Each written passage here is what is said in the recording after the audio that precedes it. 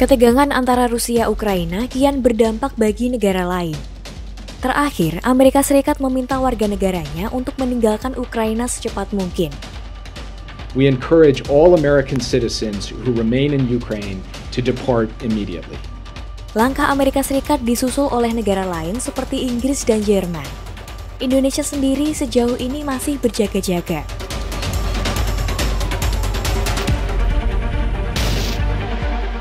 Sekitar 100.000 pasukan Rusia telah diarahkan ke wilayah perbatasan dekat Ukraina. Presiden Rusia Vladimir Putin terus membantah bahwa negaranya akan menyerang Ukraina. Upaya diplomatik dilakukan agar skenario terburuk dapat dicegah. Amerika Serikat dan Perancis misalnya mengajak Putin untuk berdialog. Namun, langkah itu tak membuahkan hasil signifikan. Apa yang sebenarnya terjadi antara Rusia dan Ukraina? Konflik Rusia-Ukraina tak bisa dibaca secara tunggal, salah satunya karena sudah berlangsung sejak bertahun-tahun silam. Ukraina merupakan pecahan dari Uni Soviet yang memerdekakan diri pada Agustus 1991. Ukraina tumbuh menuju negara demokratis dengan roda pemerintahan yang telah dijalankan oleh 7 presiden.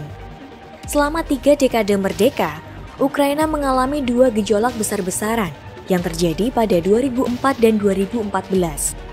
Keduanya punya pesan yang sama, menolak pengaruh dan intervensi Rusia dan mendorong bergabung ke Uni Eropa serta NATO. Gelombang demonstrasi pertama berhasil memaksa presiden saat itu Leonid Kuchma, politisi yang dekat dengan Kremlin, lengser dari jabatannya. Rezim Kuchma dinilai korup dan kerap menyalahgunakan kekuasaan. Sedangkan gelombang masa kedua kelak dikenal sebagai Revolusi Maidan menewaskan 70 orang. Dan membuat presiden kala itu yang dekat pula dengan Rusia, Viktor Yanukovych, dimaksulkan.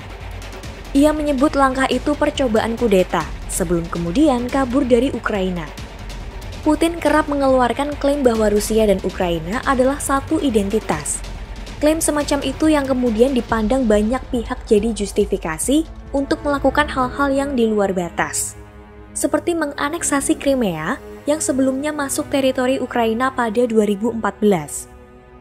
Proses aneksasi ini tergolong berdarah, lebih dari 10.000 orang tewas. Upaya menguasai Ukraina kian gencar dilakukan Putin pasca aneksasi.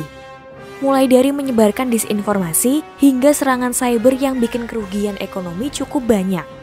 Analis dan lembaga think tank menegaskan aksi Putin beberapa waktu terakhir mengindikasi bahwa ia tak ingin kehilangan Ukraina yang cenderung merapat ke barat.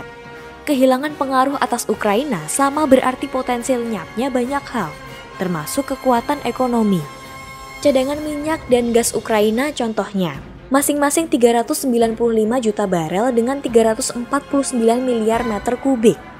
Ukraina juga memainkan peran strategis sebagai penyalur gas dari Rusia ke pasar Eropa.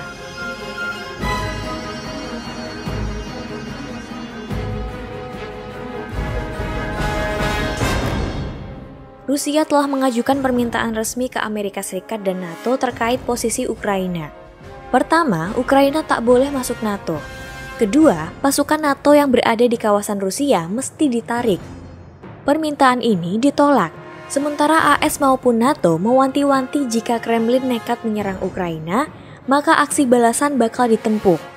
Serangan penuh ke Ukraina bila benar-benar terjadi, diperkirakan mendatangkan dampak yang tak pernah dibayangkan sebelumnya. Kalkulasinya, 50.000 orang akan tewas dan hampir 2 juta penduduk jadi pengungsi. Itu sebabnya banyak pihak yang menyebut Perang Dunia Ketiga jika sampai konflik bersenjata meletus.